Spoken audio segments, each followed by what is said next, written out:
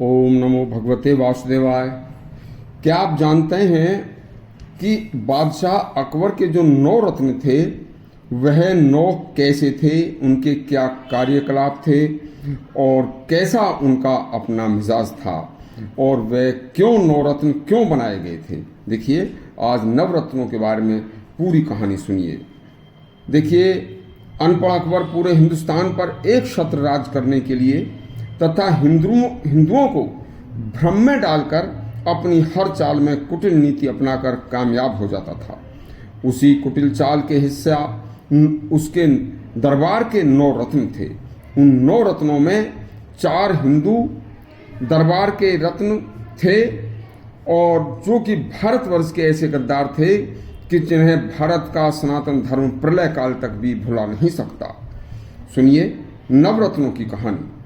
अकबर के दरबार का पहला नवरत्न था मुल्ला दो प्याजा, जो अरबी फारसी व कुरान का भारी विद्वान था। अकबर इस्लाम की व्याख्या के लिए सन 1575 ईस्वी में अकबर ने फतेहपुर सीकरी में एक इबादत खाना बनवाया था, जिसमें प्रत्येक बृहस्पतिवार को वाद विवाद प्रतियोगिता होती थी, जिसमें मुल्ला दो प्याजा हिंदू धर्म के जो विद्वान बुलाए जाते थे उन्हें अपने रौब के कारण हरा देता था और इस्लाम को सर्वोच्च करार दे देता था। इसलिए उसने मुल्ला दो प्याजा को अपने दरबार का रत्न बनाया था। 9 रत्नों में पहला नाम उसका था। दूसरे नंबर का नवरत्नों में एक रत्न था अब्दुल रहीम खान खाना। वह फारसी, हिंदी व तुर्की का ज्ञाता था। उसने तुजू के बाबरी का फारसी में अनुवाद किया था तथा उसने हिंदी में बहुत से दोहे लिखे थे जो अकबर के बाबा बाबर के ऊपर थे। अकबर ने इसलिए उसे भी अपने दरबार का रत्न बनाया। नंबर 3, तीसरा रत्न गद्दार था तानसेन, जो उस जमाने का प्रसिद्ध संगीतज्ञ था। इस गद्दार का पूरा नाम राम तनु पांडे था। यह अकबर के मनोरंजन के लिए अनेक प्रकार के सुंदर सुंदर संगीत सुनाया करता था। नंबर 4, चौथा रत्न था राजा टोडरमल। यह गद्दार भी भारी गद्दार था। भू राजस्व देखता था, यानी कि अकबर ने हिंदू के द्वारा ही हिंदुओं पर गैर मुस्लिमों से कर लेने के लिए मुसलमान धर्म अपनाने वाले हिंदुओं को जमीन देने के लिए और हिंदुओं की जमीन का लगान उनसे लेने के लिए, मुस्लिम धर्म अपनाने को विवश करने के लिए उस गद्दार को अपना रत्न बनाया था, क्योंकि सारी भूमि का कार्य उसी के हाथ में था। 5वां रत्न था महागद्दार बीरबल।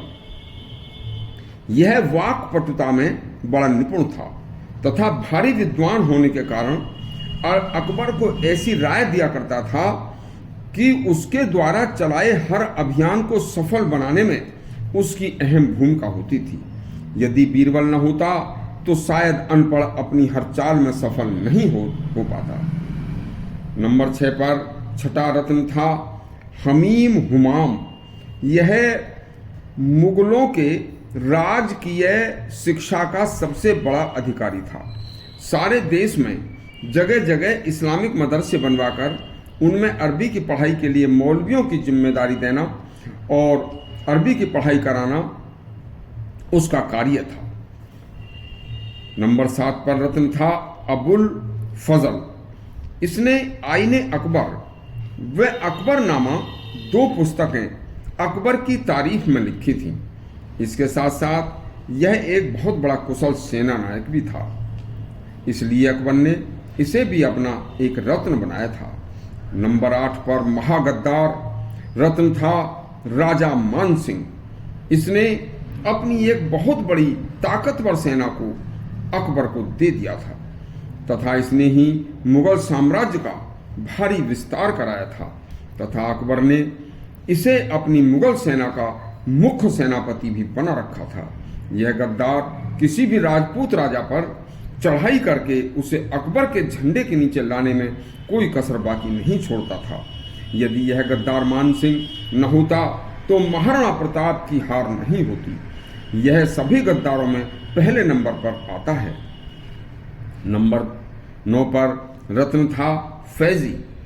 यह अबुल फजल का भाई था। इसकी गिनती भी बड़े साहित्यकारों में होती थी। उसने लीलावती पुस्तक का फारसी में अनुवाद करके अकबर को सुनाता था। इस तरह जितने भी अकबर के दरबार के 9 रत्न थे उनके बारे में विस्तार से आपको बताया। इस तरह के और भी ऐतिहासिक सच्चे किस्से सुनने के लिए हमारा चैनल सब्सक्राइब करें और घंटी दबाएं। धन्यवाद।